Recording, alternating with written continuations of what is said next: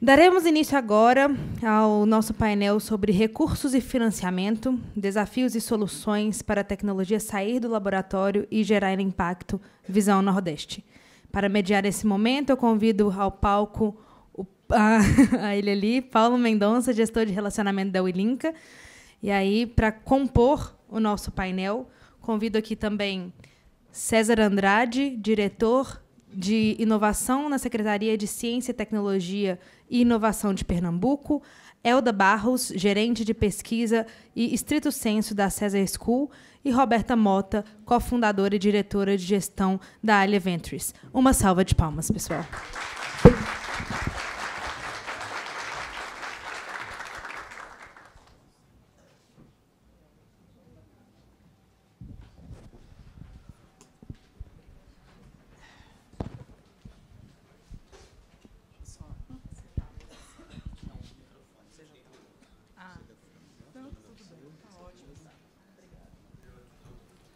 Boa tarde. Muito bem. Eu fiquei pensando como é que eu ia começar esse painel. E aí, uma das coisas que eu pensei, Jazz, e você atrapalhou porque você deu um spoiler, que era perguntar quem que lembrou os 3 subtemas que a gente tinha na programação hoje. Eu tinha falado de 4 áreas temáticas, de impacto, mudanças climáticas, sustentabilidade ambiental. Eu tinha falado de segurança alimentar e nutricional. Eu tinha falado de saúde global e bem-estar, e neoindustrialização e crescimento sustentável. Mas que dentro desses 4 temas a gente ia trabalhar questões habilitadoras. Valendo uma foto lá no painel, uma coisa que... Quem aqui já tirou foto? Para eu saber o tamanho do prêmio que eu estou oferecendo. Ah lá, super poucas pessoas. Então está valendo uma foto ali para vocês postarem que vocês vieram ao maior evento de Deep Techs do Brasil. Quais são os 3 e o que a gente vai falar agora? Ela quase falou. Dinheiro? Quem que falou dinheiro? Quem que aqui é empreendedor? Eu vi falando de 4 milhões, que está conseguindo de financiamento. Quem que se interessa aqui pelo problema do dinheiro? Tem até a Caso Focado, Venture Builder, falando que está interessado no problema do dinheiro. Gente, então vamos lá. Antes de tudo me apresentar, que eu falei agora no começo do evento, mas me apresentei. Meu nome é Paulo, sou gerente de relacionamentos e parcerias pela Ulinca. Também me interesso muito pelo problema do dinheiro, porque é meu papel dentro da Ulinca fazer com que a gente tenha capital para gerar programas, gerar impacto e ajudar o ecossistema. Então, temos as pessoas aqui que trabalham também com essa habilitação importante para o ecossistema. Aqui a gente tem, né, o papel de Venture Capital, a gente tem o papel de governo e a gente tem o papel de uma ECT que movimenta muito capital. Então, a gente tem a tríplice hélice, acho que está faltando a indústria, né? A gente vai ver como que a gente pega o papel da indústria aqui para entender como que a gente traz aprendizados, né? Lembrando, as 3 questões que eu queria era repertório e inspiração. Então, a gente não quer falar só de problema, a gente quer falar sobre coisas que estão acontecendo, realidades para a gente copiar, colar, adaptar e fazer acontecer em outros locais também. A gente estava falando de segurança jurídica, que foi no painel que acabou, e agora a gente está falando sobre capital, novos modelos de financiamento para suportar o desenvolvimento da Deep Tech. Então, eu vou começar pela Roberta e pedir, na ordem, Roberta, César, Elda, para vocês se apresentarem 1 minutinho para a gente começar a discussão. Com todo prazer. Bom, pessoal, meu nome é Roberta Mota. Primeiro, agradecer pelo convite, minha amiga Ana Calçado, vindo do Ceará, também aqui do ladinho. Amo essa terra demais, porque, contando rapidamente a minha história para vocês, há 15 anos eu estou no mercado de Venture Capital, quando eu montei a eVentures, a minha primeira empresa, e comecei a ser gestora do Fundo Criatec 1 no Ceará e do Criatec 2 no Nordeste. Então, fiz alguns investimentos aqui, vim várias vezes aqui. E a eVentures tem uma trajetória de 15 anos, a gente já conseguiu ajudar mais de 20 empresas a captarem juntas em torno de 72 milhões de reais, né? Então, essa é a nossa trajetória enquanto empresa. Mais recentemente, há 2 anos, a gente fundou uma gestora credenciada pela CVM, eu sou gestora CVM como pessoa natural. E os meus sócios são Cássio Espina, que alguns de vocês devem conhecer como o presidente e fundador da Anjos do Brasil, mas é uma pessoa que tem uma trajetória muito longa como advisor corporativo estratégico, então, Inovabrá do Bradesco, ele que ajudou a estruturar, fundos da Cirela, da Eurofarma, enfim. E a gente, hoje, o nosso foco é Corporate Venture Capital, ou seja, a gente quer ajudar as corporações a estruturarem os seus programas. E, ao longo da nossa conversa, a gente vai conversar um pouco mais sobre esse universo do investimento corporativo, principalmente de Deep-Techs, que está aumentando. Então, mais uma vez, é um prazer estar aqui. Espero que a gente possa trocar bastante hoje. E só um parênteses, achamos a indústria, então está aqui. E depois, no coffee break, quem quiser saber, eu conto o caos dessa história do dinheiro, porque as mães da gente têm pérolas fantásticas, né? Então, ela querendo saber o que eu faço, aí a história do dinheiro, ela trouxe uma resposta brilhante para mim. Boa tarde a todos e todas. Esse está meio baixo, né? Vou pegar esse aqui, está desligado. Mas, para mim, é um grande prazer estar aqui presente nesse dia para falar um pouco sobre Deep Techs. Eu sou o César Andrade, estou representando aqui o governo do Estado de Pernambuco, sou o diretor de inovação da Secretaria de Ciência, Tecnologia e Inovação. E, nas horas vagas, eu atuo também como docente da Universidade Federal de Pernambuco, sou professor titular lá de nanotecnologia, justamente tecnologias convergentes e habilitadoras que a gente vai estar conversando aqui hoje. E o grande ponto de eu ter sido convidado é porque o governo do Estado, né, no final do ano passado, em 20 de dezembro de 2024, lançou um programa chamado InovaPE. E esse programa, Paulo, tem dinheiro. O programa total tem um valor de 1 bilhão e 54 milhões de reais. Então, obviamente, dentro da conversa de hoje, com certeza, a gente vai ter uma fatia desse bolo para a gente estar conversando. E, de repente, claro, eu não quero criar uma competição, mas eu tenho certeza que algumas startups vão vir aportar aqui no estado de Pernambuco, aquelas que fazem parte de outros estados do Nordeste. Oi, gente, queria agradecer também o convite. Eu sou Elda Barros. Atualmente, eu estou na gestão da área de pesquisa e conhecimento no CESA, que é uma coisa que a gente leva muito a sério, né? CESA, vocês sabem, uma das empresas aqui fundadoras do Porto Digital do Recife, e a gente considera realmente conhecimento como um ativo muito forte dentro da nossa leitura de CT. Né? Conhecimento, para a gente, ele está presente em tudo. Né? Então, não é só o conhecimento acadêmico, mas tudo aquilo que a gente aprende, produz e entrega de valor e de impacto em qualquer projeto que o CESA consiga executar. Acho que um dos nossos diferenciais também é a gente conseguir justamente permear essa cadeia de desenvolvimento ao longo de toda a cadeia de TRLs. Né? Então, a gente começa desde a pesquisa, somos uma instituição de ensino superior, mas também temos a área de desenvolvimento e de ventures. Então, a gente consegue acompanhar essa cadeia de desenvolvimento inteira, desde uma ideia inicial de um amadurecimento, aprofundamento, validação científica, até, de fato, o financiamento, a aproximação com a indústria. E isso partindo de uma lógica da gente não ser nem só uma IES e nem só uma ICT, mas sermos o conjunto dessas duas coisas. Somos uma instituição de ensino e somos uma instituição de ciência e tecnologia. Então, a gente consegue se aproximar, né, desde o momento inicial da pesquisa lá, de base, né, e importante e necessária, até a aproximação com a indústria, os financiamentos que a gente tem, como, por exemplo, da Embrap. Enfim, aí acho que é sobre isso, sobre esse universo que a gente vai conversar um pouquinho hoje. Maravilha. E você trouxe uma ponte muito boa para eu explicar da onde que a gente está saindo, para onde que a gente está indo com esse painel. Que quando a gente fala de recursos para que a Deep Tech saia da bancada e chegue até o mercado, né? O mercado, vamos chamar de impacto, né? A tecnologia sendo usada em forma de produto ou serviço, chegando até a sociedade, a gente não está falando só de capital, a gente está falando também de infraestrutura laboratorial para fazer testes, para conseguir aprovação em Anvisa, AMAP e assim por diante, né? Todas as etapas e recursos necessários para que essa startup saia e chegue até o mercado. Então, para a gente começar a aquecer, eu vou fazer uma pergunta que vale para vocês todos. Eu acho que a gente pode seguir por aqui, Roberta, tá César, bom. Elda. Lembrando o meu primeiro ponto lá, que era repertório e inspiração, eu queria que vocês trouxessem, né? A gente está em Recife hoje. E aí, Roberta, fica à vontade, eu vou te dar uma licença poética que você está vindo do Ceará, mas conhece bastante a realidade.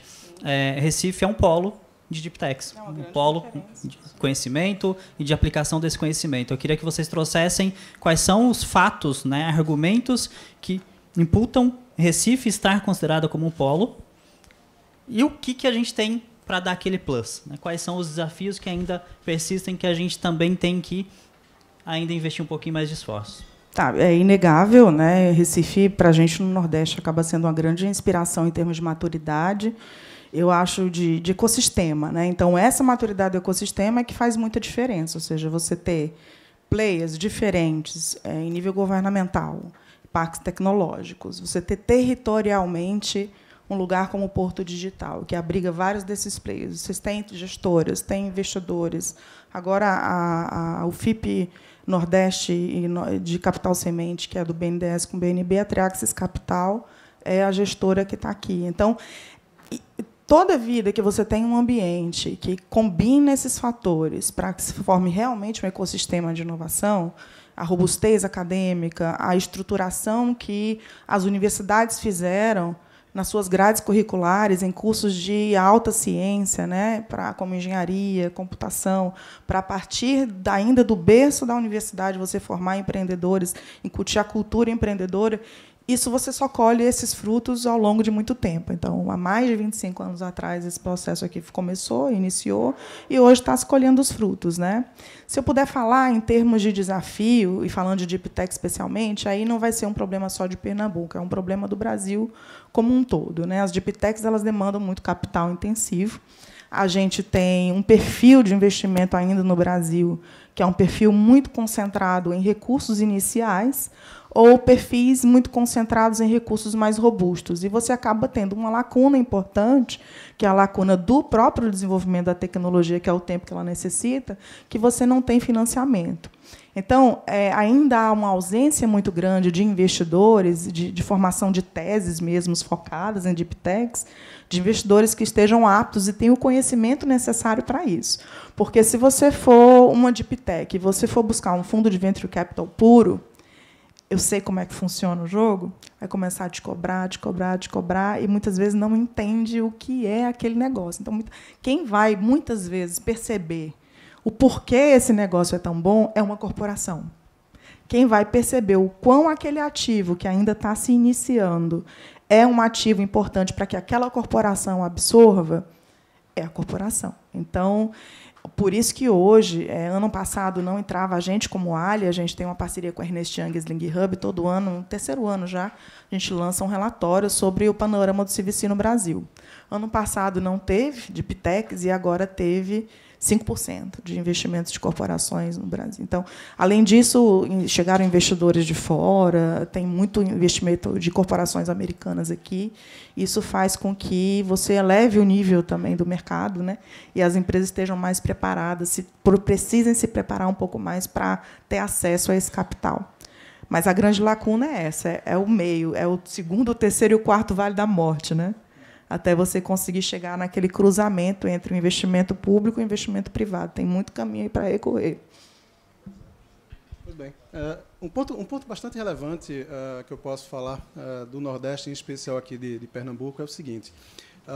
Em termos de infraestrutura, a gente tem uma estrutura que é extremamente diferenciada, porque, conforme dito, a gente tem parques tecnológicos, a gente tem representantes de parques tecnológicos que estão aqui presentes, a gente está dentro de um distrito de tecnologia, um distrito de inovação que faz parte desse contexto, e as Deep Technologies, quando você fala, são tecnologias convergentes, tecnologias habilitadoras, a gente pode falar de fotônica, a gente pode falar de computação quântica, a gente pode falar de nanotecnologia, a gente pode falar das ômicas, proteômicas, metabolômica, o que queiram, em que a gente associa o que foi apresentado aqui com os pitches, a gente associa a ciência básica, quando a gente fala, por exemplo, da tecnologia farmacêutica, fazendo o processo de aplicação daquilo. E para que tudo isso ocorra, a gente precisa ter, digamos, aqueles ambientes que sejam extremamente estruturados, são ambientes relativamente caros, O processo de captação aqui é relativamente alto em termos de estruturação. Então, se você fala, por exemplo, de um complexo industrial de saúde, uma planta fabril com CBPF, certificação de boas práticas de fabricação, você consegue encontrar aqui. Se você fala de técnicas espectroscópicas, como foi falado aqui pela NMREC, a gente consegue encontrar essas estruturas que são apresentadas aqui. Se a gente fala do desenvolvimento de dispositivos com sistemas embarcados, como foi falado pela Semini, você consegue encontrar dentro desse ambiente. E qual que é o ponto? Quando a gente fala de Deep Tech, a gente fala de Future Tech, a gente fala de Extreme Tech, a gente fala de Frontier Tech, ou seja, tecnologias que são de fronteiras. E tudo isso, obviamente, o custo associado é muito grande, é muito elevado. E o tempo de você chegar no mercado, às vezes, quando você trabalha com tecnologia da informação, você consegue fazer a tração, o escalonamento, de maneira muito mais rápida nesse sentido. E aí, nesse processo como um todo, a gente vem trabalhando desde um processo de investimento de editais ou projetos ou programas ou ações que vão para a ciência básica ou de processos de captação que venham de outros ambientes ou mesmo da iniciativa privada. Recentemente, os INCTs, a Universidade Federal, o Pró-Reitor de Inovação está aqui presente, saiu o resultado anteontem, eu acho que captou 6 projetos ou 5, não tenho certeza. A gente está falando aí de 60 milhões de reais que estão entrando aqui para dentro do Estado justamente para fazer esse investimento. E nesse contexto como um todo, além de trabalhar com a parte de ciência básica, a gente tem um arcabouço de ambientes, como, por exemplo, o ITEP, que é o Instituto de Tecnologia aqui do Estado de Pernambuco, mas também um arcabouço associado de programas, projetos e ações que fazem com que favoreça o estabelecimento das Deep Techs. Ela falou muito bem, porque, obviamente, em estágios iniciais, vocês têm diversos programas que são associados, as pessoas falaram do Centelha, as pessoas poderiam falar, quem está aqui, do Startup Nordeste, Pro Startup Operação, que faz parte dentro do contexto aqui, em que você tem valores que são um pouco menores, mas quando chega lá no meio daquelas TRLs, quando a gente passa para 2, 3, 4, etc., você começa a ter uma situação que você tem, de fato, uma lacuna. E a gente trabalha, Paulo, aqui com alguns programas que permitem justamente esse preenchimento. E alguns programas também que a gente entra com participação, que a gente tem um fundo, que é uma coisa diferenciada aqui no Estado de Pernambuco, que chama Fundo Inovar, em que a gente consegue, de maneira muito efetiva, direcionar recursos através de 2 operações, ou um processo de operação via financiamento, ou, obviamente, através de subvenção econômica, que talvez seja o recurso que também interessa aqui para a maioria.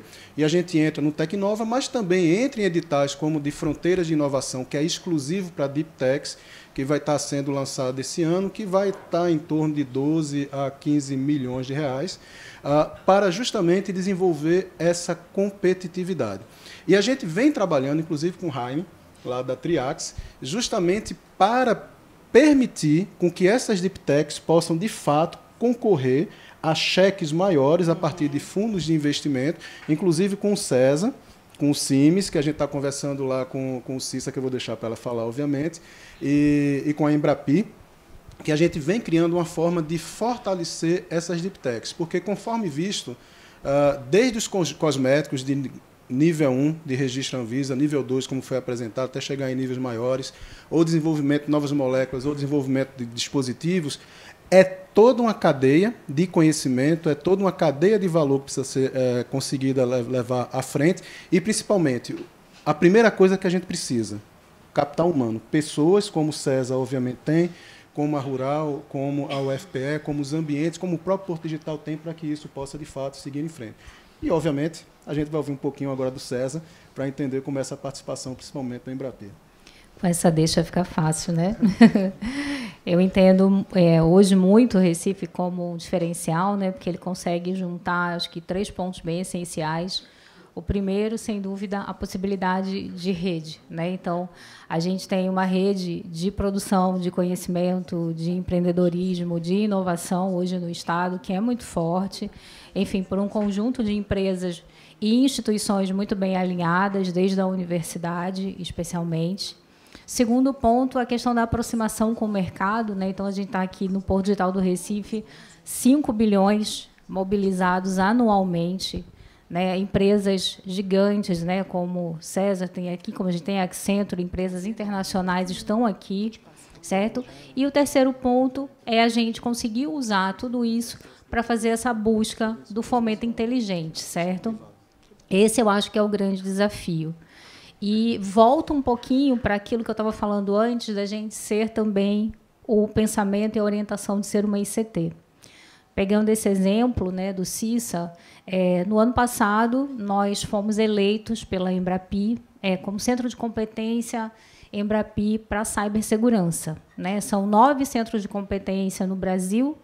O CESA foi eleito para essa área, um edital público, e a gente tem um fomento hoje de 60 milhões de investimento em cibersegurança, que não é um investimento para o CESA, mas para a gente fomentar a cibersegurança no Brasil, né? Então, a gente sabe que esse é um tipo de valor mesmo que, muitas vezes, os editais que têm um mindset, uma orientação mais acadêmica, não alcança essa leitura da necessidade da Deep Tech, né? Que, no início, pode se sustentar ali com esse edital do mindset mais acadêmico de bolsa, mas, ao longo da cadeia do desenvolvimento, isso efetivamente não se sustenta.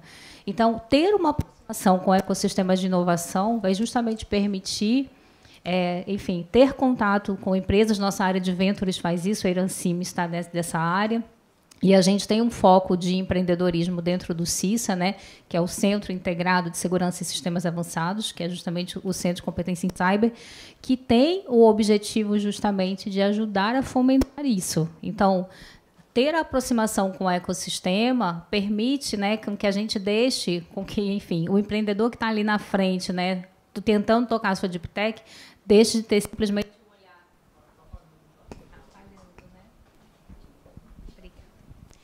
deixe de ter esse olhar de um único edital de fomento, mas, enfim, ter uma rede de apoio para uma busca e conjuntos mais inteligentes de funcionamento, certo?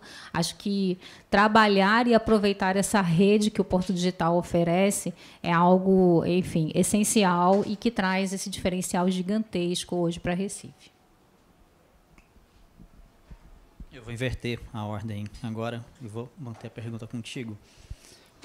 Para facilitar minha lógica, gente, já é 5h30, 5h40. Então, vou facilitar a minha vida, sendo bastante egoísta. Trazendo do painel de manhã, no início da tarde, mais cedo, uma das questões que foi bastante comentada, mais para o finalzinho do painel, se vocês se recordarem, é a necessidade de comunicação, de informação, de como se empreender, de incutir cultura. E o CESA, né, por meio de várias iniciativas, ele tem, né, produção de talentos, e esses talentos já conectados com problemas reais e com mecanismos. E eu queria que você trouxesse para a gente como que isso é responsável pelo sucesso das iniciativas e das pessoas que egressam do CESA, e particularmente quando a gente está falando sobre conexão com o capital. Como que estar, né, diante de um vale do ecossistema ali, que tem muito capital aqui, tem uma necessidade muito grande, mas no vale falta muito capital, como que essa conexão desde cedo já favorece o mindset dessas pessoas para saberem onde buscar e ter contato com quem pode fornecer. Acho que é justamente essa ponte, né? Então, quando a gente está no braço acadêmico do CESA, nosso estudante de graduação, desde o primeiro período, a gente trabalha com o PBL, né, que é o Problem Based Learning. Então, desde o primeiro período, ele já tem um projeto em que ele vai atuar com o cliente. Mestrado e doutorado não, porque a leitura já é outra, né, mas o mestrado, já tem alguns aqui que passaram pelo mestrado, tem um projeto também. Então, quem está na academia, obrigatoriamente, tem que ter contato com o mercado. A gente, quando está desenvolvendo um projeto, entregando uma solução, a gente está o tempo inteiro discutindo que conhecimento está sendo gerado com aquilo. Então, e essa ponte que é esse diferencial. A gente chega ao ponto de ter no CESA uma KPI estratégica de produção de conhecimento, que significa que toda pessoa que está em um projeto, certo? Qualquer projeto de desenvolvimento do CESA, ela precisa produzir alguma coisa, uma palestra, um artigo científico, um comunicado numa revista como MIT Sloan, uma entrevista, mas, enfim, a gente está sempre preocupado em divulgar e produzir esse conhecimento. Então, produção de conhecimento, certo? E o segundo é a integração, que é uma questão também que toca fortemente as Deep Techs, que é como é que a gente vai reintegrando esse ciclo do que se aprende e do que está aplicado, né? Eu vejo, historicamente, a gente tem quase que um distanciamento, né, dessas ideias que nasciam lá nas startups. Acho até que, por isso, muitas delas não caminhavam, enfim, como se fosse uma lâmpada mágica que apareceu na cabeça de alguém, e aí você tem uma grande ideia e você vai empreender aquela ideia, mas sem estabelecer justamente esses ciclos viciosos de conhecimento, de investimento, de produção e de reconhecimento, né? Ou seja, o que eu estou aprendendo, o que eu estou gerando, enfim. E esse distanciamento, esse isolamento fez com que, no meu entendimento, muitas dessas iniciativas morressem, porque não conseguiram nem trazer mais impacto para a sua própria ideia, né? A compreensão até da necessidade de geração daquele tipo de solução, como também não conseguiu ter o investimento necessário. Tá? Então, acho que o conjunto ele é sempre isso, né? Então, você olhar para o mercado e olhar para o conhecimento. Muitas vezes, quando a gente está só na academia, você está só olhando para aquele conhecimento ali acadêmico, perdido, distanciado, né? Que também pode ser uma grande ideia, mas se encerra num TCC, numa dissertação ou numa tese. E aí a gente fala, é a pesquisa acadêmica, uma pesquisa acadêmica, enfim, trancafiada numa biblioteca que não entrega valor nenhum, ou então o contrário, né? A gente está aqui no mercado e a gente fala, a pesquisa aplicada, mas a pesquisa aplicada real, ela precisa ter esse conjunto, pesquisa, conhecimento e as necessidades concretas do que o mercado nos exige hoje. Quando a gente consegue juntar isso, e acho que, de verdade, o César faz isso muito bem, né? E é por isso que eu escolhi estar lá e escolhi de verdade, certo? A gente consegue alcançar resultados mais eficientes. E, em paralelo, ser o mindset de uma ICT para, mais uma vez, saber buscar o fomento inteligente, que não é só o fomento que, enfim, entrega um valor muito pequeno para um projeto, que vai pagar uma bolsa, que, enquanto o empreendedor ele é bolsista, está tudo certo. No momento em que aquela bolsa não cumpre mais a vida, né, não paga mais os boletos, enfim, o empreendedor fica como, né? Então, ter o mindset da busca inteligente de fomento. E aí, juntando editais que são mais acadêmicos, mas editais também mais robustos, como Embrapi, Fundep, Finep, por aí vai. Maravilha. Eu vou conectar esse seu finalzinho, mudar a minha ordem agora, para bagunçar um pouquinho o meu coreto, para falar que eu não sou só egoísta também. Aí eu vou fazer uma pergunta para você, César, nesse sentido. Quando a gente fala que existe um gap de capital, a gente acredita muito que o próprio governo ele tem um poder de influência muito grande em mobilizar esse dinheiro, né? Existem mecanismos de ampliar o capital, trazendo um pouquinho do governo, um pouquinho de um outro ator, um pouquinho do outro ator, e o governo ele é bastante, né, tem um papel importante nesse processo. Como que você enxerga essa capacidade do governo e como que vocês têm feito isso ou planejam fazer isso aqui em Recife? Aqui em Pernambuco, desculpa. Paulo, adorei a pergunta, que inclusive eu vou até comentar que tem uns parceiros que estão escondidos lá atrás, que são chamados de Transformers. Olha lá, o Caseta sobrou ainda, tem um Transformer aqui. Porque o que acontece? Aqui a gente tem um processo de conexão. A gente tem a Prefeitura do Recife, tá, que está representada aqui pelo CASEC, que trabalha muito com o CPSI, que é a Contratação Pública de Solução Inovadora, que podem ser para startups mais convencionais, mas também entra, obviamente, para deep techs de maneira geral. E a gente depois entra para um estágio, talvez, de maior nível de maturidade, quando entra para o governo do Estado. O que acontece? Quando você usa o dinheiro público, você tem um arcabouço legal de regramentos pré-estabelecidos que faz com que você tenha uma dificuldade muito grande de utilização daqueles recursos. Só que, qual que é a nossa diferença? Qual que é a facilitação em relação a isso? O processo que eles fazem, por exemplo, eles fazem através da Emprel, tá? Que aí tem um outro tipo de legislação. No nosso caso, a gente tem um fundo, que é chamado de Fundo Inovar. A legislação de fundos é uma legislação bem antiga, de 62 ou 64, que cada estado foi fazendo seus decretos regulamentadores de uso de fundo, e você tem um grau maior de facilitação de uso. O que você falou em termos de limitações, isso é observado ao longo do Brasil. Isso é histórico, às vezes até cultural. E eu estava conversando aqui com ela, a gente estava fazendo trocas de cartões aqui, justamente porque o que é que a gente está querendo aqui? Eu participei do South Summit recentemente e fui numa mesa de discussão de investidores que era lá da Faria Lima. E nessa mesa de discussão, teve uma pergunta que não foi nem eu que fiz, foi outra pessoa, perguntando, olha, quantas startups do Nordeste vocês estão atribuindo cheques? Aí o cara coçou a cabeça e disse, olha, há 10 anos atrás a gente fez um evento e aí participou 2 ou 3 startups do Nordeste e não ganhou cheque nenhum. O cheque que está circulando lá, pelo menos desse grupo de investidores, estava entre 3 e 6 milhões de dólares, claro. Mas para você chegar lá, obviamente, a sua deep tech, a sua startup tem que ter um produto, uma solução que seja competitiva de mercado. Tá? E no primeiro momento, em alguns fundos como a Triax, você só senta para conversar com o Jaime se você tiver pelo menos uma carteira de clientes. Tá? Caso contrário, não. E ele conseguiu pegar até uma startup em Bento Gonçalves que ele pagou pouco e depois do exit dele, em 5 anos, ele conseguiu, obviamente, o processo negocial foi de R$1 bilhão aproximadamente. E Bento Gonçalves é conhecido por vinho, não por tecnologia. Suco de uva também.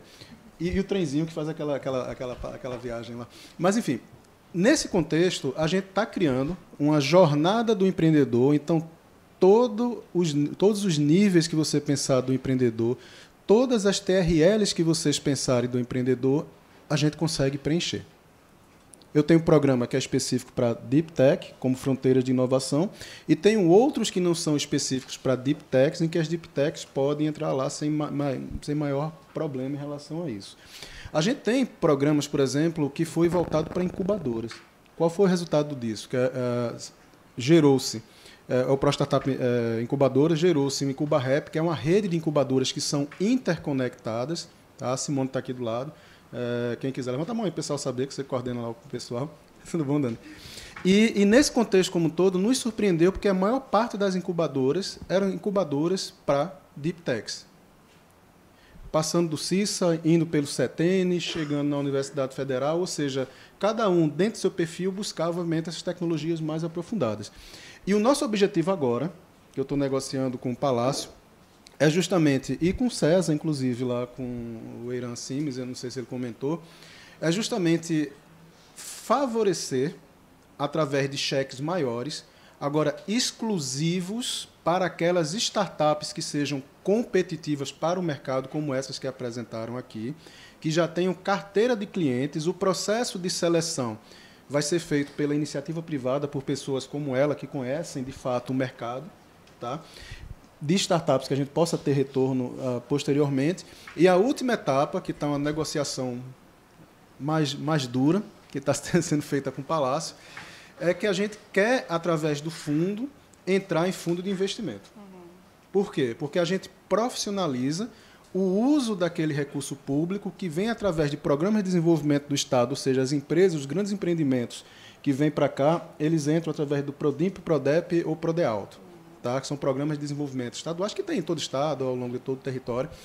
E se ele não investir em PDI, esse recurso é recolhido pela Fazenda, a Fazenda me comunica e aí a gente usa para a parte de tecnologia, para a parte de inovação. E é justamente isso. Eu escutei lá, salvo o melhor juízo, que um dos investidores disse, olha, eu fiz um investimento no primeiro ano, continuei investindo, o retorno que aquelas startups, quando a gente começou a fazer o Excel de retorno, começou a fazer com que as coisas circulassem, e hoje eu não preciso investir tanto quanto aquilo, eu já consigo ter lucro. E o objetivo disso não é que o Estado vá ter lucro. O objetivo é que o Estado, a partir desses investimentos que vai estar fazendo em fundos, ele possa estar o tempo todo investindo dentro do ecossistema e criando outros ambientes ou outros habitats, como esse que a gente está aqui hoje, que é o Porto Digital, que conecta com outros habitats e dentro do Estado de Pernambuco a gente tenha um mega ecossistema conectado. Sem conexão, sem pessoas e sem infraestrutura, não tem como desenvolver nada. Não, só mutei. Maravilha, você me conectou para uma outra pergunta para fazer para você, mas depois. Estamos ensaiados. Estamos. Parece que a gente mandou pergunta um para o outro. Pessoal, antes de eu passar para a próxima pergunta, vão se preparando que depois dessa pergunta eu abro para vocês também, e aí a gente retorna, enfim, a gente vai fazer a nossa troca. Roberta. Oi. O César, na fala dele, trouxe o case de ter ido ao Salt Summit, Sim. perguntado para Faria Lima que não investiu em ninguém aqui. Aí eu quero te fazer a pergunta, como que você vê, né, a movimentação financeira de investimento aqui? Que tipo de investimento tem funcionado, se tem funcionado? E já adiantando a pergunta, não estando o suficiente como, né? Eu não sei se um dia a gente chega no suficiente, porque a gente sempre quer ter mais dinheiro girando para gerar mais oportunidade, gerar mais resultado, mas o que fazer para impulsionar? Né? Tá, a primeira pergunta é com relação... Primeiro, esse meu mercado adora falar uns termos em inglês e eu odeio, tá? Sim. A gente fala, mas eu acho que o mais importante quando a gente está falando com o empreendedor é gerar a conexão, né? É fazer com que ele entenda e se sinta confortável com o que a gente está dizendo. Né? Então, existe um termo hoje em dia, que eu vou falar daqui a pouco, chama Blended Finance, que é um capital misto. E é o que eu vou falar daqui a pouco como sendo uma das saídas. Mas antes, assim, falando de Deep Tech, como eu falei na minha fala anterior, existe uma lacuna muito grande, porque você não tem investidores ainda especializados para investir nesse perfil de empresa. Né? Quando a gente está falando desse meio, dessas TRLs intermediárias, é muito difícil, porque você precisa de um investidor que te dê esse campo de prova, que te dê o relacionamento, que te dê a conexão, que te dê infraestrutura. Então, esse modelo mais híbrido, né, de capital, mais o estratégico, né, ele é o melhor modelo. Né, e a gente tem muito pouco disso ainda no Brasil. Então, não é um problema de Pernambuco ou do Nordeste. Agora, quando a gente fala de São Paulo, a gente está falando de uma terra arrasada, né? Assim, de tanto de startup que cai no colo do povo, então eles vão atrás do Nordeste por causa de quê? Assim, é um monte de oportunidade que tem, as empresas que estão aqui vão para lá, entendeu? O que a gente precisa, o grande problema do Brasil é que a gente não tem políticas de desenvolvimento regionais reais para cada região, seus mecanismos corretos, de acordo com o grau de inovação, com o perfil das inovações. Por exemplo, falando do Ceará, a gente não tem perfil de inovação muito disruptiva. O nosso perfil é muito mais de difusão tecnológica. Então, por que não eu não posso fazer um veículo de investimento com esse perfil, já que é o nosso talento, já que é a nossa vocação, não é verdade? É ruim? Não é ruim. Só que é diferente. Né? E é importante que, tecnicamente, quem está no governo, quem está nessas instituições, ela esteja, por exemplo, vou dar um exemplo rápido, né? Lá no Ceará, por exemplo. Lá a gente tem muito forte economia criativa, design de moda, de móveis, etc.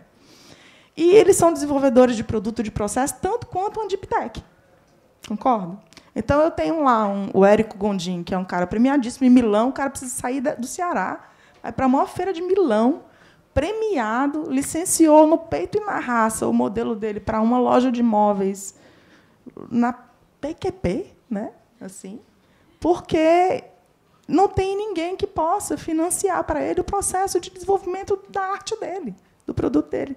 Por que eu não posso ter, enquanto Fundação de Amparo à Pesquisa do Ceará, ou de Pernambuco, ou de quem quer que seja, uma linha específica para desenvolver esse tipo de talento, esse tipo de coisa que tem um valor agregado tão quanto mais alto do que qualquer outro que a gente vê por aí. Né? Então, esse é o primeiro ponto. Agora, falando do segundo, como a gente conserta, porque é bom falar da problemática e trazer um pouco da solucionática, vou passar um pouco da responsabilidade também para o empreendedor, que é muito difícil ter o conhecimento que a gente tem, que está há tanto tempo no mercado. Né? Muitas vezes está meio perdido, não sabe por onde começa. Então, esse Blended Finance ele é um capital misto. O que é isso? Eu tenho, ao longo da jornada de desenvolvimento da startup, várias etapas. Eu tenho ali a ideação. Então, eu tenho um tipo de recurso adequado para a ideação. Nem sempre investidor, gente, é a coisa melhor do mundo, não. É o dinheiro mais caro que tem, que é participação. Você pode ter uma jornada muito grande, longa, captando recursos de subvenção sempre e desenvolvendo, levantando a bunda da cadeira para vender, né? Fazendo o trabalho que tem que ser feito, se profissionalizando, melhorando a sua gestão, fazendo os ritos administrativos, comerciais, etc., que você precisa fazer. E vai, e vai, e vai, e vai. E se num dia chegar uma oportunidade de vender, de alguém, você tem que você tem que chegar num ponto de ser procurado. É a minha visão. Tá? Eu acho que hoje se fala muito de investidor como se fosse solução para tudo. Não é. Não é. Você pode ter, nessa primeira jornada, ideação. Captei subvenção, desenvolvi, tem incubadora, que é um tipo de recurso, tem aceleradora, que é outro tipo de recurso. Passei dessa etapa, agora eu vou ver se o meu produto... Isso tudo foi para fazer o MVP. Agora eu vou sobreviver enquanto meu MVP roda, numa escala pequena. Outras prioridades. Outro perfil de dinheiro. Eu posso ir para uma Corporate Venture Builder, posso ir para uma aceleradora, eu começo a ser um pouco mais de apetite para o investidor anjo. Passei dessa etapa, vou para o meu crescimento. Nesse crescimento, eu já preciso ter outras coisas, são outros desafios. Eu preciso ter receita recorrente, crescente, preciso estar desenvolvendo produtos em paralelo, mas eu sempre vou ter subvenção em todos os elos, que eu sempre vou precisar aperfeiçoar o meu produto para o mercado, porque ele vai estar mudando, eu vou ter que ir adequando, eu vou ter que... Aí, nessa etapa, entre a validação do produto no mercado e, quando você passa do crescimento e começa a escala, é essa faixa inteira que você tem o CVC. E aí vem o grande problema que a gente tem hoje. Justamente, você ainda entra nos sistemas dos cheques. Né? Porque o que é a jornada, para vocês entenderem? Eu posso falar um pouco da jornada corporativa, para eles entenderem? Você tem uma jornada também de maturidade da inovação da corporação. Então, ela tem a inovação dela, interna, que é P&D. E ela pode contratar um ICT como o César, por exemplo, para fazer uma pesquisa e desenvolvimento. Um outro passo que ela dá, isso é inovação incremental. Quando ela vai para a inovação adjacente, que é um pouquinho mais arrojada, ela pode fazer isso internamente com brainstorm, com hackathons, etc. e tal, ou ela pode fazer externamente com desafio, open innovation, contratar startups, etc. e tal. Isso aí é inovação incremental. Quando ela vai buscar a disruptiva, aí ela vai para mecanismos que é o corporate venture. Ou ela compra, faz um M&A, ou ela monta um fundo para investir, ou ela faz um corporate venture builder. Então, isso aí já é quando ela já está super madura na jornada. Isso quer dizer que ela precisa fazer uma, outra? Não, ela pode fazer as três. Mas é muito importante que vocês entendam, primeiro, se o modelo da Deep Tech é realmente montar planta, vender, cuidar de coisas que você nunca ouviu na sua vida, né? Se, de repente, o modelo para você não é licenciar, e se preocupar em ser uma fábrica de inovação, aí isso é o limite, né? Com a captação. Vai desenvolvendo, vai desenvolvendo, vai desenvolvendo. Se você tem um produto, como é que é o modelo de negócio para uma empresa que licencia? Primeiro, ela faz um negócio que chama upfront, uma corporação se interessou, ou alguém. Você faz um upfront payment, que é quanto que eu gastei ao longo desses anos para desenvolver essa tecnologia. 1,5 milhão, 2 milhões e tal? É isso, fulano, caboclo, como de minha terra, né? Que tu vai ter que pagar para ter acesso a esse conhecimento que eu produzi. Depois que ele teve acesso a isso, eu negocio para ele uma assistência técnica, porque eu que domino essa tecnologia. Aí, essa assistência técnica, eu digo, vamos fazer um contratinho de serviço aqui, que eu vou te fornecer a engenharia básica da coisa. Você vai cuidar da engenharia de detalhamento. É um valor fixo, recorrente ali todo mês. Você pode botar gente sua dentro da empresa, tem uma estrutura para você lá dentro e tal. E você tem o royalty, a terceira fonte de receita, né? Que aí você tem que combinar com ele qual é a meta de venda, porque tem um custo de oportunidade muito grande no licenciamento. Se licenciou para um, você não pode poder licenciar para outro. Depende das aplicações que você tem, depende do território que ele vai querer explorar comercialmente isso. Então, é muito importante, antes de qualquer coisa, de pensar na captação, de pensar em tudo, entender qual é a melhor forma de botar um negócio em pé. Se é tocando ele sozinho, ou com quem quer que seja que vai sofrer junto com você, porque é sofrido, né, gente? Ou então, se é tentando também, com quem estiver com você, licenciar essa tecnologia com esses escopos todos. E eu adoro ajudar quem precisa de ajuda em formação. Depois, quem quiser, pode, que é a minha área também de formação acadêmica, tá? Licenciamento. Então, quem quiser depois ter alguma informação, eu estou à disposição. Então, só recapitulando, que eu falei um monte de coisa, tomei água de chocalho quando era pequena, a pessoa fala, né, desesperada. Assim, ainda não temos, porque não temos investidores especializados. Investidor nem sempre é a melhor saída para quem tem esse perfil de empresa. Precisa entender qual é o tipo de negócio e precisa entender qual é o melhor dinheiro para o melhor uso. Porque, dependendo, vai ser um dinheiro caro para caramba. O famoso dinheiro tem preço, né? Qual que é o mais barato? Exato, é. Muito bem. Antes da gente partir para outras perguntas, eu queria abrir para vocês perguntarem. Então, por favor. Já estou aqui. Obrigado. Boa noite já. Ia dar boa tarde, mas já é boa noite. Jorge Modesto, Hub em Nova Araripe. A pergunta vai para a mesa aí, né? O que se fala, né, o que se diz aí, eu faço parte de várias comunidades, né, e o que se diz sempre é dinheiro tem disponível, né, os editais estão aí e a gente percebe isso. E a minha pergunta, né, vai aí para vocês, uma coisa que se percebe é o grau de maturidade, quem estaria habilitado para receber esse dinheiro, para financiar, para se habilitar esses editais, nem sempre está presente ali. Né? O que tem sido feito, o que pode ser feito, né, para que a gente possa capacitar essas startups, para que a gente possa capacitar essas empresas, para que elas possam se submeter a esses editais de maneira mais assertiva, de maneira em que elas, de fato, participem desses editais e esses editais eles sejam exitosos, né, eles não sejam glosados no processo, né, porque aí tem dois aspectos. Né, tem o aspecto de quem financia, né, que coloca o dinheiro lá à disposição, né, e não consegue chegar na meta, e o aspecto, por outro lado, de quem fez, se habilitou, tentou se habilitar ao edital, e a frustração de não ter chegado até o fim. Né. Então, eu gostaria de saber, do ponto de vista educativo, né, das startups e das empresas, o que pode ser feito. Posso começar? Acho que um exemplo disso, eu esqueci seu nome. George. Eu não sei se vocês acompanharam, o ano passado, do ano passado para cá, saiu um edital da FINEP chamado FINEP Empresa.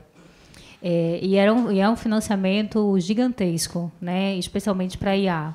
E, se vocês tiverem a curiosidade de acessar depois o site da FINEP e olharem lá os resultados, vocês vão ver que a quantidade de propostas enviadas é gigantesca e a conversão de aprovação é baixíssima, a ponto da FINEP não ter usado todo o valor disponibilizado em aprovações do ano passado, ficam ainda rendendo para esse ano.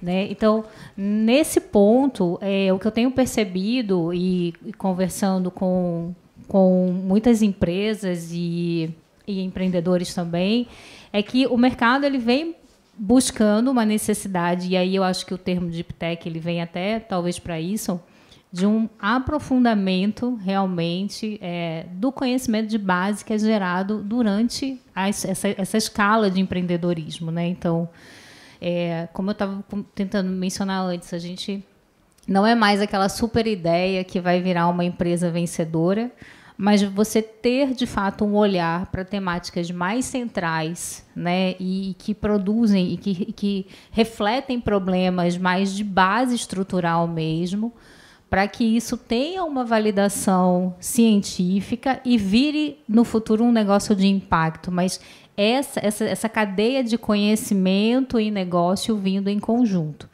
Né? Então, tanto me admira muito a quantidade de empresas hoje que têm muito interesse em pesquisa. Então, tem alguns exemplos no CESA, como Petrobras, Boticário, Volkswagen, que são empresas que conversam com a gente para desenvolvimento, mas olhando para a pesquisa também, como também me admira editais como esse da FINEP, sem aprovação. E o volume de projetos enviados é algo realmente impressionante.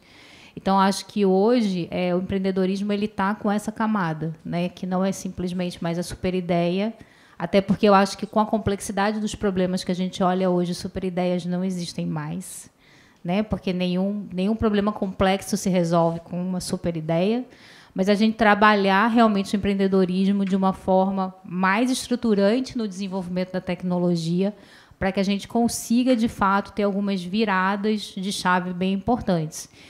E aí a gente tem dois desafios. Né? O primeiro é o próprio desenvolvimento tecnológico. Né? A gente está falando de TRL, não sei se essa terminologia ela é, enfim, conhecida por todo mundo, mas é o nível de maturidade tecnológica.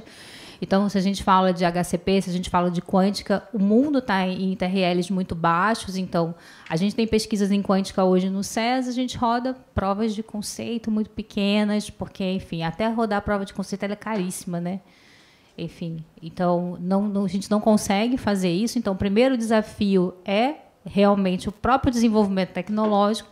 E o segundo, como eu falei, olhar para a complexidade. Né? Então, esse tipo de empreendedorismo raso, né, do desenvolvimento de aplicativos ou coisas dessa natureza, se não tiver, de fato, um match aí do impacto com a necessidade do que é, a necessidade do social e do ambiental, a gente não vai ter grandes evoluções realmente nesses próximos anos. Ô, Jorge, eu queria só complementar. Primeiro, agradecer pela pergunta. Eu vou fazer uma coisa diferente. Eu vou começar na Coreia do Sul para chegar no sertão do Araripe. Tá? Numa dessas viagens, há alguns anos atrás, na primeira vez que eu fui na Coreia, eu fui para entender como é que funcionava aquele ecossistema de um país tão pequeno, mas, ao mesmo tempo, tão competitivo quando a gente fala de tecnologias. Obviamente, em cada região, eles têm parques tecnológicos, etc. Você não precisa ter uma estrutura, de repente, para montar a sua Deep Tech. Você usa a estrutura deles, paga o uso diário lá, tá? E depois vai lá e leva para a sua empresa, de repente, pessoal que trabalha com a parte de cosméticos, fazer a verticalização para medicamentos, etc. E eu lembro de um rapaz que eu estava conversando, que ele trabalhava na linha de fábrica da Samsung.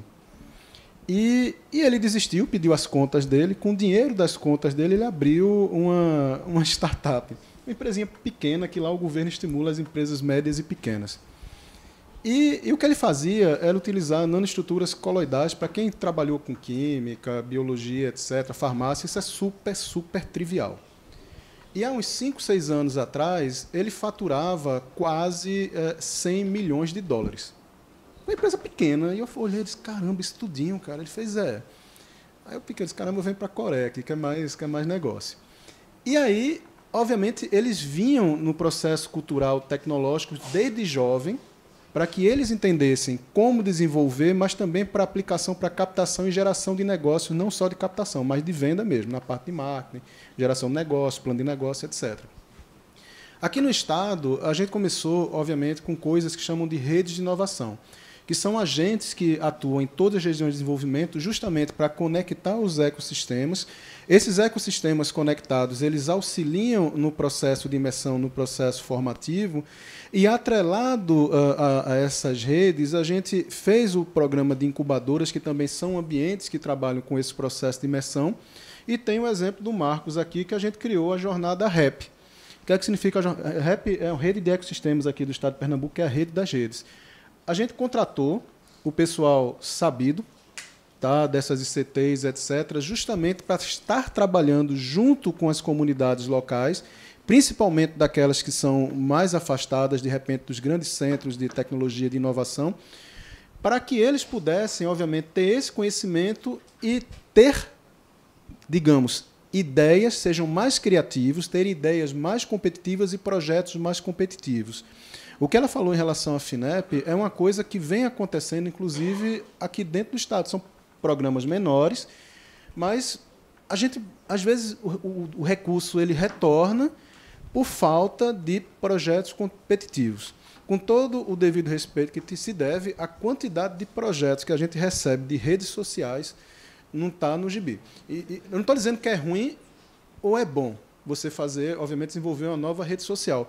Mas eu entendo que, dentro do contexto como um todo, as redes sociais já estão bem estabelecidas. A gente já está na era da IA, e agora a gente tem que pensar o seguinte, poxa, a gente está trabalhando com mais processamento. E agora? E a GPU?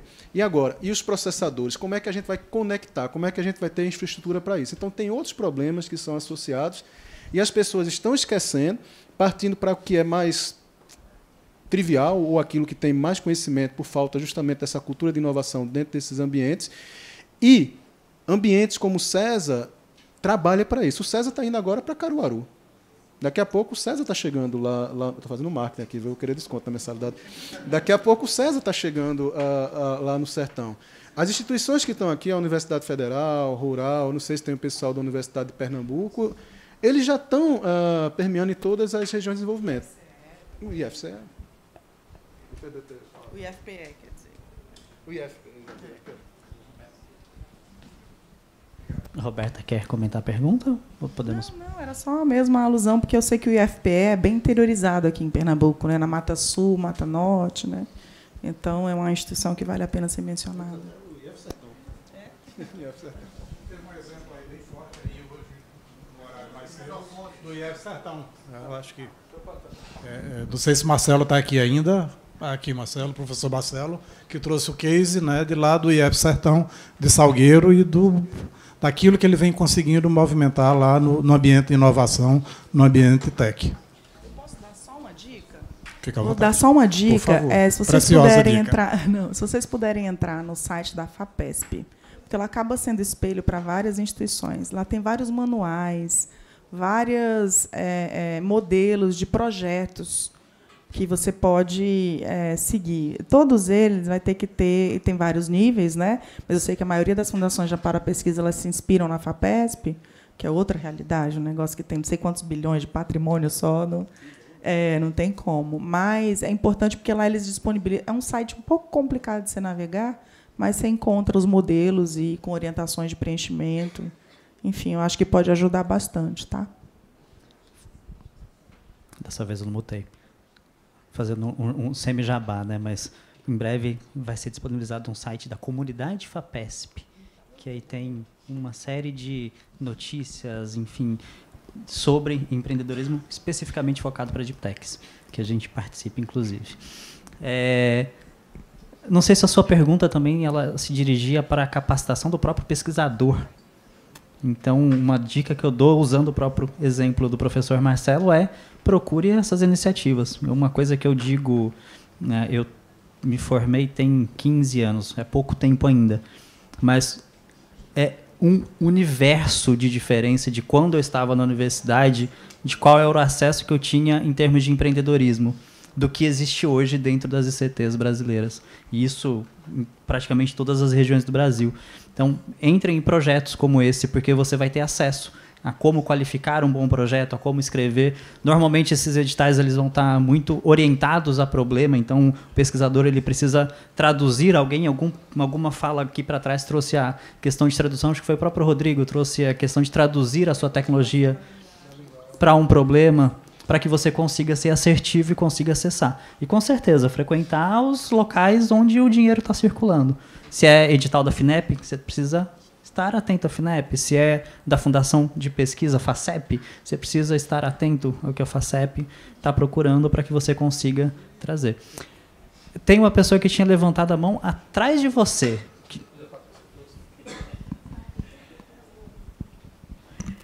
Boa noite, eu sou Marília Costa e tenho uma carreira que começou na ciência e depois eu fui para o mercado, então tudo que vocês falaram é muito interessante. Eu queria trazer luz a um mecanismo de acesso a esses investimentos que eu tenho visto que, tanto na minha história quanto de outros, né, cientistas que vão para o mercado, acabam passando.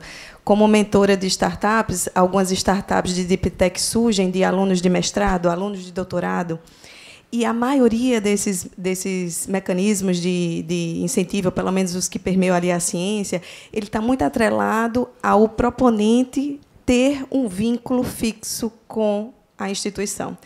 Isso limita muito o empreendedor, cientista ou cientista empreendedor, que eu brinco que é aquele independente, aquele que tem o conhecimento, fez pós-doc, foi até o final, quer empreender, tem conhecimento de mercado, ou seja, aquela persona ideal, mas ela não tem acesso a isso. E isso, ele quer fazer para botar no mercado. Eu me encaixo até nessa categoria. E tenho visto outras pessoas também, mas eu queria que vocês comentassem sobre isso, porque é uma pessoa que está aí na interface dos dois mundos, mas que não consegue acessar alguns financiamentos. Vocês já viram isso? Eu vou falar rapidinho, eu prometo, viu, Paulo? Não vou falar muito, não. Mas o que aconteceu? Há um tempo atrás eu tive uma discussão muito grande lá na tá gravando, não, né? Tá. Mas, enfim. Houve uma discussão muito grande em alguma fundação, que não foi a daqui. E o que acontecia? A gente queria estimular o empreendedorismo inovador. E aí, as pessoas que estavam fazendo a pós-graduação, no meio da pós-graduação, queriam abrir o CNPJ. Aí, quando abriu o CNPJ, uma danada de uma fundação, que eu não sei onde é, na Coreia, dizia, não, se você abrir o CNPJ, você não pode mais ter a bolsa. E aí eu parei, eu disse, olha só, a gente está indo num caminho totalmente errado, controverso, no final das contas. Aí surgiram, obviamente, essas bolsas. Que agora permite que você trabalhe, dentro de uma empresa de base tecnológica, você receba a bolsa e receba o seu salário da empresa. Tá? Então, isso já é uma coisa que foi um ganho relativo. Os editais que saem de inovação, aí eu vou falar da fundação daqui, tá? Eles vêm justamente da SECT, tá? Da secretária Mauricélia, tem uma diretoria de inovação que eu coordeno, o recurso vem para a gente e a gente joga para a FACEP para operar. Primeiro ponto, os editais de startup, eu não exijo que a pessoa tenha graduação, tenha mestrado, tenha doutorado no pós-doc, eu não exijo nada. Tá? Se tiver, obviamente, é um plus massa no final das contas. Outra coisa que eu não exijo, que tenha vínculo com o ICT. A única coisa que a gente exige, obviamente, se for os editais iniciais, você não precisa ter nem CNPJ. Você chega lá com o seu CPF e, no final do funil, você abre o CNPJ. Mas, para você entrar, inclusive, quem submete é a startup. Esse senhor que está aqui, Pedro Carelli, ele briga muito comigo, ele é o pró-reitor de inovação de uma grande ICT aqui. Ele disse, tem que colocar o dinheiro para a ICT. Eu digo, não, a ICT é rica, feito o César. É rica. Eu tenho que colocar para o empreendedor. Porque o que é que está acontecendo? Às vezes eu ministro aulas, por exemplo, para o curso que é voltado em engenharia, engenharia da computação, ciência da computação. Aí eu faço uma pergunta super boba. Aí eu pergunto, quem quer ser empreendedor? A garotada. Todo mundo. Aí quem quer trabalhar para governo? Aí um com vergonha levanta o dedo lá, como se fosse o maior pecado do mundo, etc. Quando eu chego para outros cursos de outras áreas, que não importa agora quais são, eu pergunto, o que é que vocês querem fazer quando crescer? Concurso público. E a gente está fazendo um trabalho dentro do governo justamente para mudar isso. Não tem como ser tudo governo. E outra coisa que me deixa muito inquieto, tá? Você estuda, faz o mestrado, faz o doutorado, pós-doutoramento, etc. E aí, quando chega no mercado, o que vai lhe contratar diz, eita, você é muito capacitado. Overqualified. Você está com muito... Eu já recebi um negócio desse. Eu estava numa seleção, quando eu disse o que é que eu estava fazendo, a moça olhou, eu só vi ela botando um X aqui no meu nome, eu olhei, eu disse, eu vou embora agora, eu espero.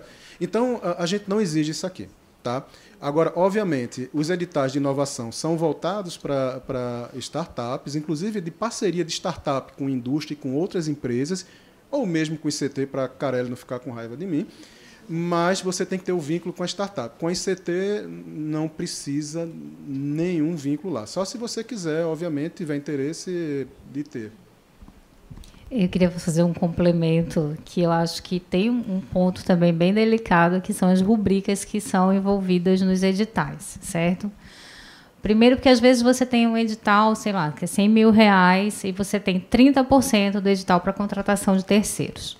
E aí, se você tem uma base tecnológica e você precisa daqueles 30% para fazer rodar alguma etapa ali da sua solução que vai fazer você pular um TRL, você vai ter R$30 mil para isso, que é quase uma hora de trabalho, né, de um bom engenheiro de TI. Então, realmente, essa questão das rubricas é muito importante, especialmente porque me parece que muitos editais eles são focados para a bolsa, né? Então, coitado do empreendedor, ou ele é bolsista a vida inteira, né? E aí são valores que realmente não sustentam muito essa questão.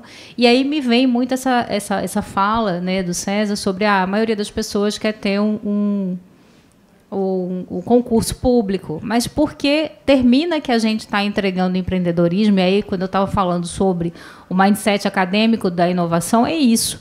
Porque dentro da universidade pública está todo mundo ali com o seu salário resolvido, certo? E a bolsa vem, e aí é maravilhoso quando a gente consegue acumular a bolsa com vínculo, mas você tem ali a sua vida resolvida. Para realmente quem está fora, essa questão das rubricas é um ponto, tá? Então, vou te ajudar no apelo, certo? O apelo é, precisamos ter editais de valores maiores, precisamos pensar em editais com foco de ICT e não foco acadêmico, porque a vida do empreendedor não é bolsa. De uma vez, a gente vai ficar entregando aplicativo, tá? E ninguém aguenta mais baixar aplicativo em celular, não. Eu vou só complementar uma coisinha bem pequenininha. Isso que ela falou, eu vou atender o desejo dela, porque o que aconteceu? Há muito tempo atrás, as startups vinham conversar comigo e reclamavam muito de bolsa. Eu não boto mais bolsa para startup. Então, o que acontece? É o processo de subvenção econômica que você vai utilizar, obviamente, para fazer... Não pode ser CLT, aí é outra história. Mas você pode contratar o cara, um freelancer, dizer, olha, tu vai fazer parte do desenvolvimento, vai receber 60 mil. Aí você vai lá e pega, porque o que acontecia? Era um rolo, principalmente que bolsa, o valor não é competitivo para o mercado. Era infernal. E o processo também que a gente fez de prestação de contas, a gente tentou fazer o mais simplificado possível. Primeiro, a entrada é complicada, que foi o que o Jorge falou, porque tem que fazer os projetos lá, que realmente são difíceis. Às vezes as pessoas não têm a devida experiência. Mas na parte de uso a gente teve esse cuidado. E o que a gente vai fazer agora é justamente aumentar o cheque. Só que quando aumentar o cheque, nem todo mundo vai acessar. Tá? Porque quando os cheques ficarem muito altos, o nível vai aumentar. Proporcional. Olha, muito obrigada. Eu adorei tudo que vocês falaram. E só para complementar, como você falou, de viver de bolsa, eu queria trazer à luz que é um problema muito grande no nosso país. Pessoas altamente capacitadas, eu fui uma delas, com bolsa. Para quem não sabe, bolsa é menos do que uma CLT. Porque a gente não tem nenhum direito trabalhista em ser ciência, em ser deep tech, em ser avançar a fronteira do conhecimento no nosso país. É uma vergonha que a gente trate pessoas que se estudam tanto, eu conheço vários, e que o mercado não absorve. Não sei se alguém tem esse dado, a quantidade de doutores que a gente faz, não tem vaga na universidade em ICT para todo mundo. E viver de bolsa é um desrespeito, porque até a pessoa que trabalha na padaria tem direito à maternidade, tem direito aos direitos trabalhistas. Isso não deveria existir, então, por favor, que os editais reflitam, e parabéns pelo trabalho e por entenderem a problemática. O meu ponto não é uma pergunta. Só o último ponto. É a última pergunta, porque a Jess está olhando para mim e assim, eu não estou olhando mais para ela. Então, tranquilo, porque também não é pergunta. É só um apanhado geral de algo que foi falado no primeiro painel, que teve também uma reverberação nesse, até porque vocês comprovaram isso. Foi muito falado sobre a questão da comunicação. Eu acho que é uma questão fundamental em termos de... acabei esquecendo. Sou Patrício, da Rede Brasil Inova, já fui do ITEP, então eu conheço a parte da academia, a parte do ICT, a parte privada. Então, tive experiência com a parte de Venture Cap, como você comentou, que é a Roberta. Mas uma questão essencial que muitas vezes é relegada, e vocês trouxeram evidências aqui, em relação ao exemplo do FINEP, em relação, por exemplo, ao que o César trouxe sobre investimentos em mídias sociais, por exemplo, é que nós temos nesse setor 4 mindsets completamente distintos. Né? Academia, o empresário, 4 completamente distintos. O investidor e a Venture Capital. E cada um fala a sua linguagem. Né? Eu já participei de algumas como matchmaker, vamos dizer, então, alguém da academia e alguém do empresariado, e que a conversa ela não consegue evoluir. Né? Exato. É coisa de doidos, literalmente. Eu tive até que interromper a reunião, porque eu perguntando, na sua opinião, o que é isso? O acadêmico está segundo fulano, eu quero saber a sua. Já começa aí. Porque, para o empresário, na hora que você diz segundo fulano, você tirou da reta. Né? Se der errado, foi o... Então, eu acho que essa é uma questão fundamental que muitas vezes não tem a devida atenção. Ou seja, a forma, na hora que você vai expor o assunto, vai expor a tecnologia, vai expor o problema, que problemas não faltam, tá certo? É exatamente você pensar como o outro vai ver essa questão e há essa comunicação. Porque comunicação não é aquilo que a gente emite, e sim é como o outro entende. Eu acho que o problema fundamental dessa área é exatamente essa, é cada um se colocar no lugar do outro e entender, juntar as partes e dizer, olha, esse é o caminho. Porque aí a gente vai ter menos editais perdidos, menos propostas irrelevantes, ou porque já está saturado o mercado, e aí você consegue evoluir mais. Acho que é só um apanhado, acho que do primeiro e segundo painel foi a grande questão que eu senti. Fazer só um comentário. Lógico. Isso que você disse é muito engraçado, porque assim, eu acho que a gente tem que ser muito pragmático. Se eu tenho interesse em captar investimento, eu que tenho que fazer o esforço de me fazer comunicar com... Na vida é assim. Aí quem tem interesse se vira nos 30, se rebola, vai lá e vende, né?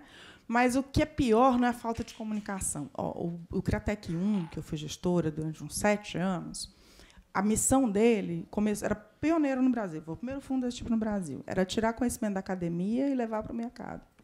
A unidade de tempo da academia não é a linguagem. É você chegar para um cara e dizer assim, eu preciso disso semana que vem. E a pessoa voltar e falar, só no próximo semestre. Entendeu? É uma loucura. E eu não vou, assim, é triste isso que eu vou dizer, mas os piores investimentos que eu fiz foram de empreendedores acadêmicos. Porque você traz, é muito difícil a gente tirar do papel e construir um negócio. né? Você trazer para uma coisa que é tão difícil elementos como milindre, vaidade, ego e tantas outras coisas, é você começar destruindo o valor, entende? Então, depois de muito sofrer, né, de muito ir por aí e tal, não desmerecendo, obviamente, que hoje a gente tem o mercado, eu estou falando disso 15 anos atrás, né? Então, mudou. Tem alguns empreendedores, mas esses daí a gente já saca logo, já, entendeu? Já descarta e tal. Mas eu confesso para você que hoje, depois de lidar com tanta gente, tantos perfis de negócios diferentes, tantas deep techs também, eu estou muito para investir em pessoas de um pouco mais de maturidade, porque a maturidade, até cronológica, ela também traz uma forma de enxergar a vida diferente, né? Não é a resiliência, é o antifrágil, né? Aquele que leva a pancada e volta mais forte, né? Que é o que tem que ser na vida, não voltar para o ponto inicial, mas voltar para, né, um pouco mais. E pessoas que têm esse conhecimento com mais barreira de entrada, sabe? Inovação que você consegue realmente dizer, olha, é inovador porque tem tais e tais vantagens, tal. É muito mais fácil. Agora, o que dá um pouco não digo dó, porque é uma palavra ruim, mas o que dá um pouco de angústia é a gente perceber o quanto ainda falta de conhecimento para esse meio acadêmico acessar esse tipo de recurso, sabe?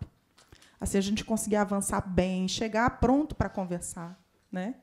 Dizer, olha, meu negócio é assim, eu vou ter tanto de projeção, meu valuation. Nossa, um dia que eu chegar, eu acho que eu tenho um AVC. Assim, é uma coisa tão fantástica, né? A pessoa chegar pronta, até as que não são, já é difícil, imagina, né? É um pouco complicado. Então, eu acho que as universidades elas deviam também montar células onde se fizesse valuation, sabe? Onde tivesse formação para esse tipo, trouxesse pessoal de mercado. A universidade também precisa se movimentar, né? Para poder trazer esse conhecimento. É muito importante. E entender, né, se ela tem interesse, é aquele negócio, né? Eu tenho interesse, eu me rebolo lá e tento, né? Obrigada pela pergunta. Agora sim, Jess, eu queria agradecer a participação de vocês, inclusive da luz que apagou e a galera voltou. Dava para ficar mais 1 hora conversando. Agradecer os nossos painelistas e vamos tirar uma foto, né? Exatamente. Vou me autoconvidar a tirar uma foto. Uma salva de palmas, pessoal. Muito obrigada.